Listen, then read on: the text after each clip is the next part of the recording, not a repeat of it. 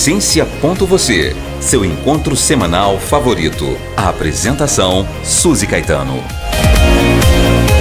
Vamos aproveitar essa vibração e energia para chamar uma matéria mais do que interessante. Você sabe que eu sou apaixonada por projetos sociais. E aí, você tem um projeto, uma ideia, guardadinho, esperando a oportunidade? Talvez, assistindo essa matéria, você encontre o caminho. Olha só, políticas públicas.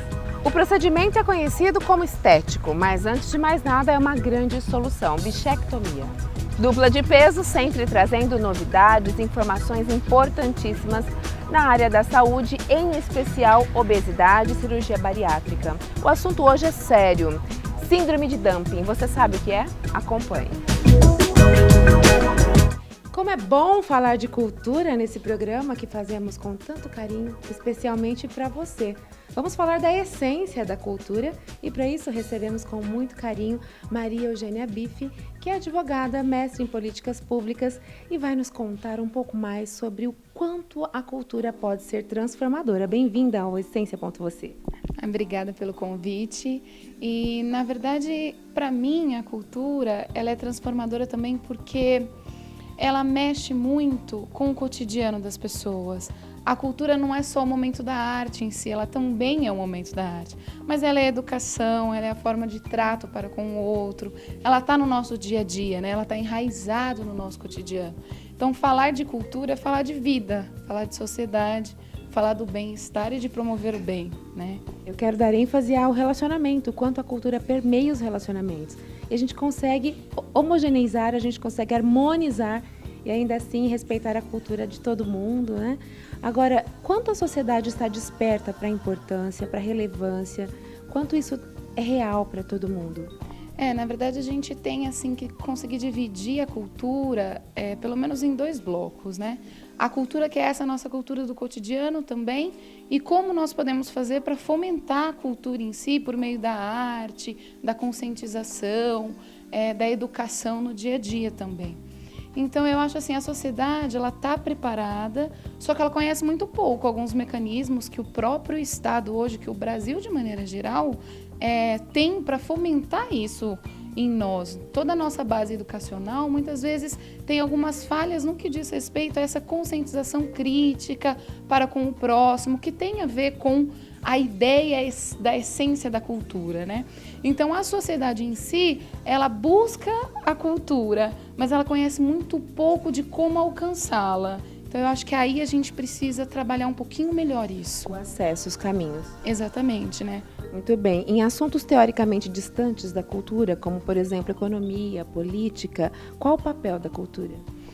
Na política, por exemplo, hoje em dia, né, diante desse quadro que nós vivemos hoje, a cultura ela dá, por exemplo, toda uma base de visão crítica, de criação de ideias e teorias, que só por meio da cultura em si a pessoa vai conseguir ter intrinsecamente, vinculado ao seu ser, à sua essência, ideias e pensamentos que podem dar a ela uma base para analisar as nossas condições atuais políticas de uma maneira positiva ou negativa, sem que sejam influenciadas diretamente por grandes máquinas de pensamentos populares, vamos dizer assim. Porque muitas vezes nós somos influenciados por informações que não necessariamente condiz com a verdade. Então a cultura ela também tem isso. É uma base nossa estável de quem somos, do que a sociedade é, né? Então eu acho que nesse ponto. E aí a gente tem toda a parte da economia. Hoje em dia a economia e a cultura têm muito vínculo. Ela está muito próxima, especialmente porque hoje nós temos uma variedade muito grande de possibilidades de fomento à economia.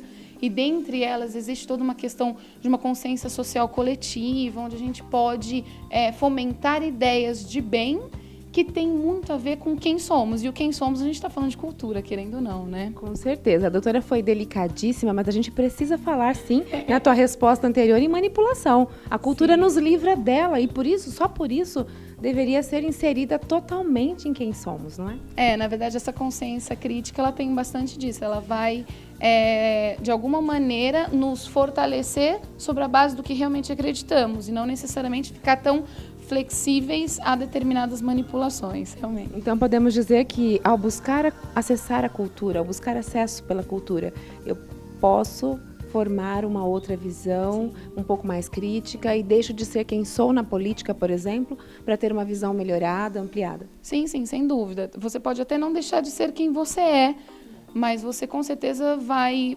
descobrir em você e na sociedade onde você está inserido pontos positivos em que você pode cada vez mais fomentar e desenvolver para tornar o seu meio um meio melhor e mais adequado para todos, de maneira igual, né? Fica aí o nosso convite para você, antes de continuarmos a entrevista, que você possa duvidar de si mesmo, de tudo que você acredita, das suas próprias verdades.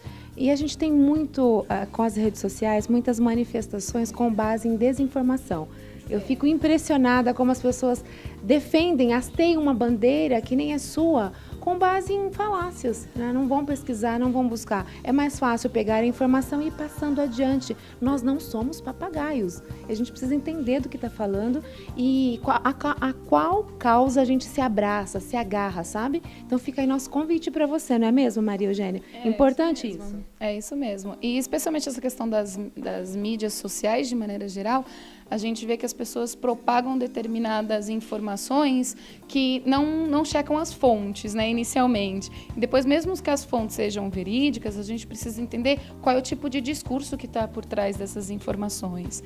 E aí é por meio dessas informações reais e de quem nós somos ou do que nós somos formados, nós vamos conseguir ou não ter uma visão crítica e saber se podemos ou não compartilhar determinado pensamento com base naquilo que é o que você quer transparecer sobre você, né? Exatamente. Continuando, o Brasil tem mecanismos interessantíssimos para a valorização da cultura. Como você defende esse ponto? Na verdade tem. Existem algumas questões que são críticas também, mas existem muitas coisas positivas, que eu acho que é o que a gente precisa trazer à tona, né? Os pontos negativos têm muito a ver com um momento que nós vivemos e as pessoas fazem muitos vínculos de determinados tipos de acontecimentos no Brasil, vinculados ou a determinados tipos de partido político ou determinadas posturas políticas que influenciariam em tudo. E, na verdade, a gente tem que afastar um pouco dessa ideia, né? Uma coisa que eu queria discutir é a questão das leis de fomento à cultura, de incentivo à cultura. Nós temos no Brasil, por exemplo, o PRONAC, temos o PROAC, que são incentivos por meio do governo federal e por meio do governo estadual aqui no estado de São Paulo, que tem a ver com o imposto que você paga. Então, são mecanismos extremamente potentes, extremamente bons para o fomento à cultura e que a maior parte da população acaba confundindo, achando que o dinheiro, na verdade, que é destinado aos projetos que são beneficiados por essas leis, é o dinheiro do governo, e aí automaticamente, por toda uma questão envolvendo hoje a delicadeza da nossa política, as críticas, as corrupções e tudo mais que estamos vivendo, automaticamente eles acreditam que os projetos que são aprovados nessas leis têm um fundo de corrupção, um fundo que a gente chama de um fundo de ilicitudes. E, na verdade, não tem nada a ver uma coisa com a outra. Então, eu acho que a gente precisa conseguir diferenciar. O Brasil tem muito potencial. Existem políticas públicas muito boas, tanto no Brasil como no estado de São Paulo, de fomento à cultura. O que ela precisa ser é bem esclarecida. A população precisa ter consciência que o dinheiro que vai para os projetos não é o dinheiro que o governo, teoricamente... Não, é o seu dinheiro, é o dinheiro da população. O PRONAC, por exemplo, que tem muito a ver com a Lei Rouanet, que o pessoal fez toda uma crítica em cima de grandes projetos que conseguiram aprovação pela lei e tudo mais. Polêmica total, Lei Rouanet. Super polêmica. Primeiro, eles fizeram agora uma instrução normativa que modificou bastante a lei. Eu acho que isso gerou uma maior transparência, que é o que a população pedia para acontecer, né? Então, isso aconteceu agora em março de 2017, eles lançaram essa mudança na lei, que vai garantir algumas estruturas muito mais seguras para a população e para os projetos. E, ao mesmo tempo, a ideia dela é de 1991. Então, a lei ela surgiu com a ideia de fomentar a cultura. E a base é você deixar de dar o dinheiro para o governo para dar para o projeto. Pois é, isso que eu queria lembrar, você falando aqui, gente, mas e daí, né? Se você fez a tua parte, contribuiu, destinou o seu imposto de renda para algo mais nobre, né? Mas aí a pessoa prefere dar para o governo, é isso mesmo? Então, muita gente acaba confundindo, acha que, na verdade, o dinheiro é aquele que o governo deveria usar E não, é você que vai escolher. A gente tem uma diferença, por exemplo, pessoas físicas e pessoas jurídicas podem destinar porcentagens diferentes. Pessoa jurídica 4%, pessoa física 6%.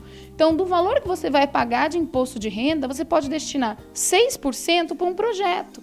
Na verdade, você está deixando de dar para o governo, onde muitas vezes nós não conseguimos efetivamente acompanhar até onde vai o que vão fazer com esse dinheiro, e você pode investir naquilo que você acredita como fomento cultural.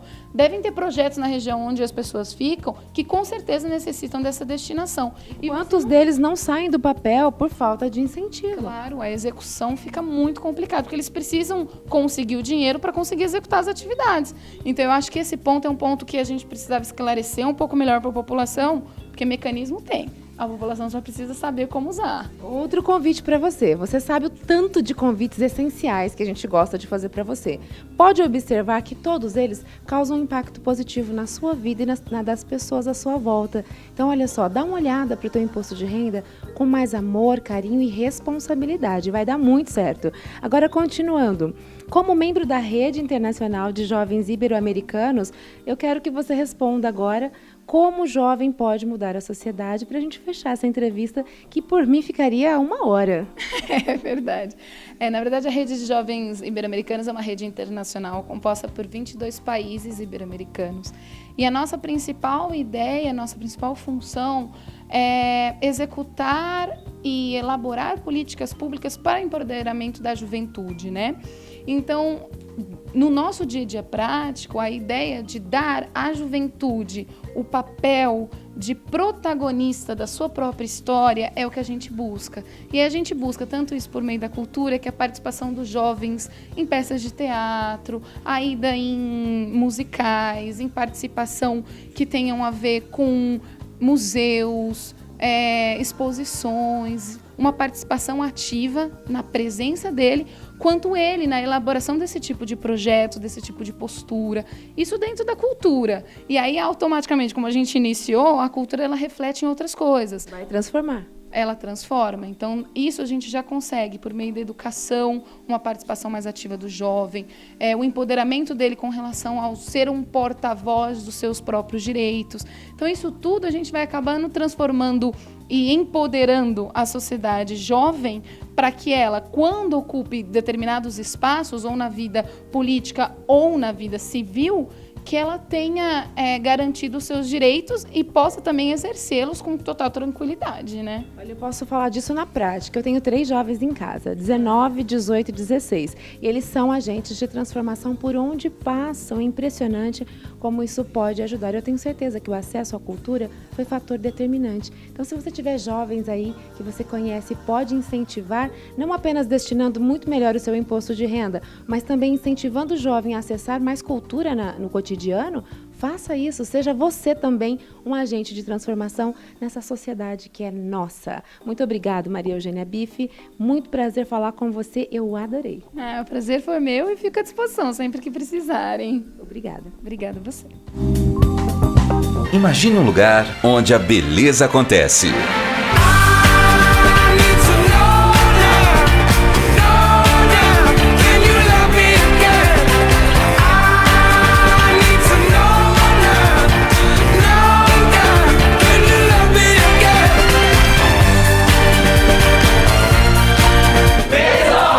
Na Diaderixen 530, Maison Cabeleireiros, onde a beleza acontece. Prazer em viver em harmonia com a natureza.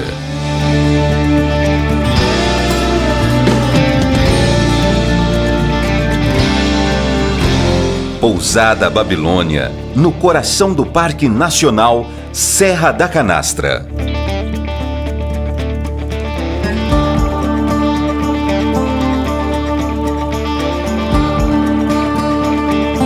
Faça já suas reservas. Visite nossa página no Facebook.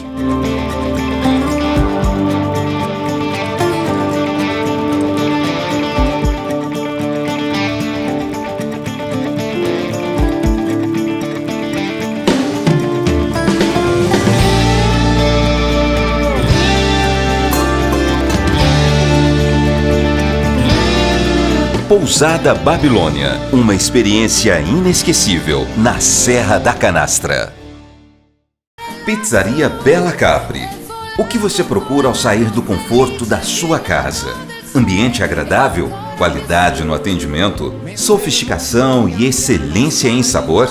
Tudo isso você encontra na Pizzaria Bella Capri, referência gastronômica em Ribeirão Preto. Conheça nossa adega e deguste os melhores vinhos internacionais.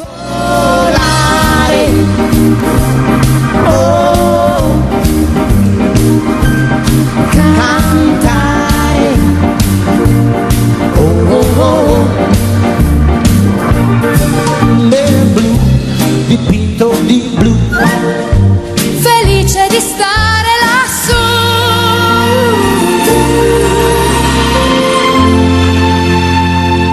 Pizzaria Bella Capri, com uma localização privilegiada. Avenida Anhanguera 300H, esquina com a João Fiuza. Bichectomia, a cirurgia que reduz gordura das bochechas. Cirurgia controversa, viu? A gente veio ver a Lilian Bravo para entender melhor por que tanta polêmica em torno dessa cirurgia. O que é, afinal, a bichectomia? Bom, apesar do palavrão, bichectomia é uma cirurgia simples, para reduzir o volume da bochecha, dando um aspecto mais harmônico para a face. Ao contrário do que se pensa, não é uma cirurgia recente, não é? Não, ela está no mercado há mais de 30 anos, mas ela ficou conhecida recentemente, por volta de 2015, pelo boom na mídia que teve pelas celebridades que optaram por fazer pelo motivo estético. Então a procura no consultório cresceu bastante. Quem pode fazer, Lilian? Para quem é indicado e a partir de que idade? Bom, é indicado para quem tem essa insatisfação com o perfil do rosto. Um rosto mais arredondadinho. Exatamente. A cirurgia ela vai trazer aquele aspecto mais harmônico, né? Aquele efeito blush que a gente fala. E a idade depende. A gente pode intervir em qualquer idade se a indicação for que a pessoa está mordendo com frequência. Agora, se for pelo apelo estético, aí a gente tem que intervir a partir do momento que a formação da face está completa. Então, entre 18 e 19 anos, a gente já pode estar fazendo. Há muita controvérsia em torno desse procedimento. Por qual razão? Isso. Pela razão de ter que ser bem indicado. Porque, às vezes, com o passar do tempo, a gente já vai ter uma flacidez na pele que é natural. Então, se ela não for bem indicada, se a cirurgia não for bem indicada, vai fazer falta quando a gente for mais velho. Aquilo que foi retirado vai acabar fazendo falta. Exatamente. A gente vai ter que lançar mão de preenchedores para poder suprir essa indicação que foi feita no começo. Então, é importante que seja bem indicado. E como é o procedimento? O procedimento é simples, é sob anestesia local, é feito em torno de 40 minutos. E é feita uma incisão pequenininha dentro da boca, lembrando que não fica cicatriz, é imperceptível. E 1 centímetro a gente retira essa gordura, esse corpinho adiposo ali que dá volume à bochecha. Depois sutura com um fio reabsorvível, nem precisa vir ao consultório para tirar, ele, o próprio organismo já vai reabsorver. Pré-operatório e pós-operatório simples? Isso é semelhante como se fosse fazer uma extração de um dente normal mesmo. Pré-operatório, ele é feito com uma boa anamnese, né, para ver se o paciente tem um estado de saúde adequado para fazer uma cirurgia. E o pós-operatório também são as mesmas recomendações que a gente faz para a retirada de um terceiro molar, por exemplo. É isso aí, esclarecido, pensando muito bem se é isso mesmo que você quer para melhorar o seu rosto, se é mesmo necessário, se primeiramente você não poderia aceitar-se como é, porque é lindo, é único, mas tá aí uma boa solução, desde que muito bem indicado. Muita gratidão, parabéns pelo seu trabalho. Eu que agradeço o convite e estou à disposição. Qualidade, design, sofisticação e elegância. N. Queiroz, o brilho que faltava em sua vida.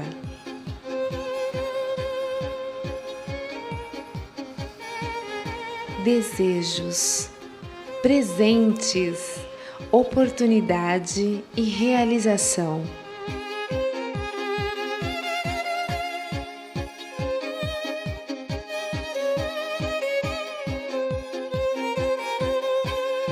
Imagine um lugar onde a beleza acontece.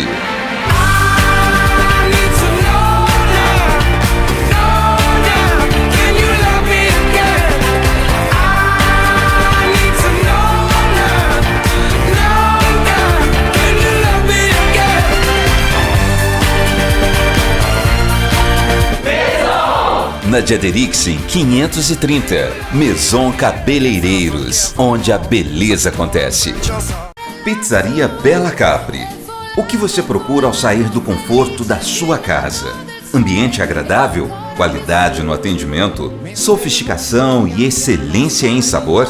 Tudo isso você encontra na Pizzaria Bella Capri, referência gastronômica em Ribeirão Preto. Conheça nossa adega e deguste os melhores vinhos internacionais.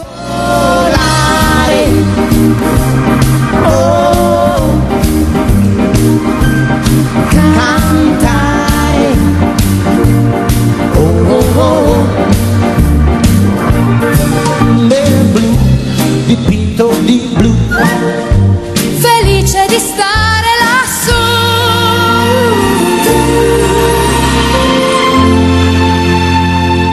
Pizzaria Bella Capri, com uma localização privilegiada. Avenida Anhanguera 300H, esquina com a João Fiuza. Prazer em viver em harmonia com a natureza.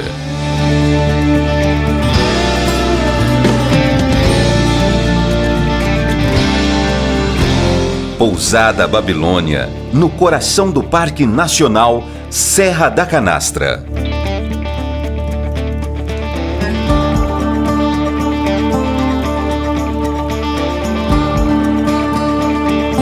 Faça já suas reservas. Visite nossa página no Facebook.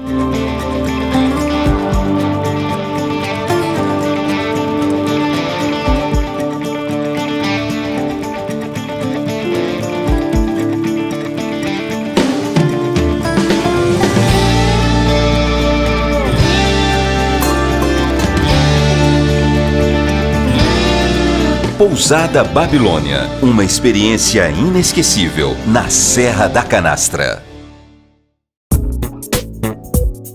Oi, eu sou a Carol. E eu sou o Daniel. Nós somos a dupla de peso.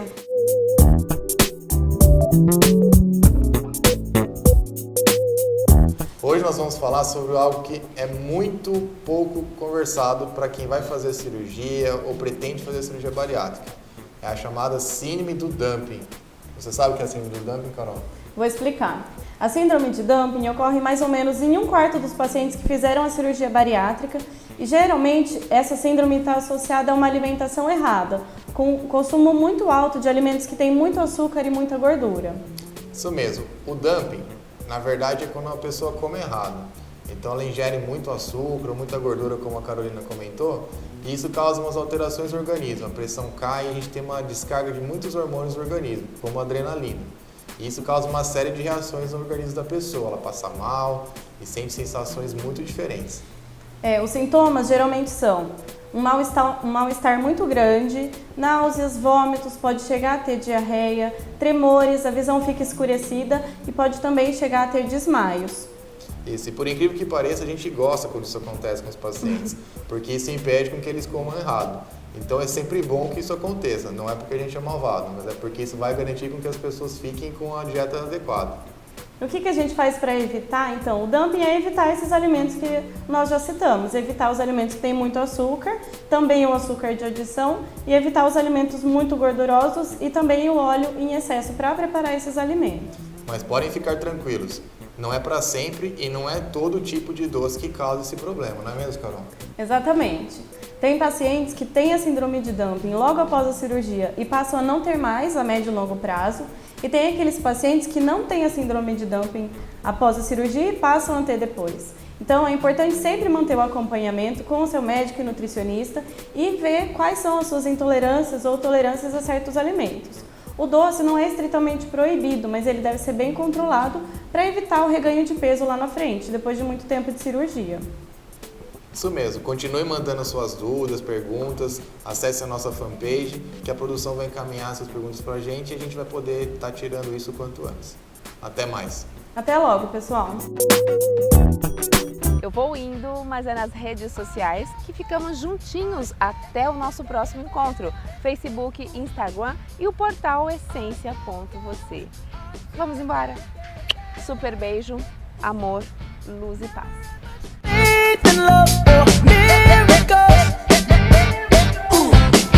Never wanna put my heart on the line.